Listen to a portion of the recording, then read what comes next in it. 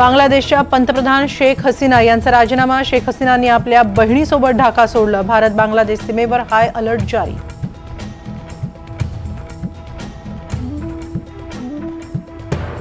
आरक्षणावरून बांगलादेशमध्ये आंदोलक आक्रमक. पंतप्रधान निवासस्थानावर आंदोलकांची धडक. बांगलादेशमध्ये लष्करी राजवटीची शक्यता.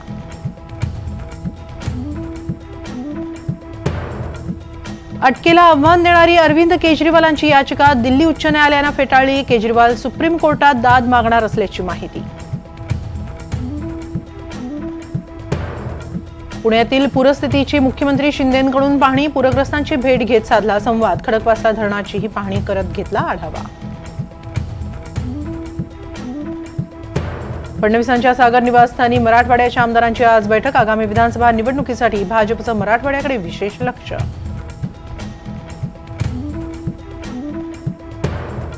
महाराष्ट्रात आरक्षणाची गरज नाही, राज ठाकरेंची भूमिका. तर राज ठाकरेंना अटक करण्याची प्रकाश आंबेडकरांची मागणी.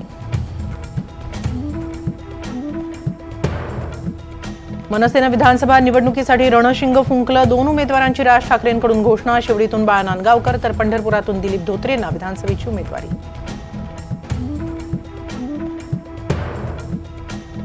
पूजा खेडकरांची दिल्ली हायकोर्टात धाव. यूपीएससीची उमेदवारी रद्द केल्याबद्दल रिट याचिका दाखल.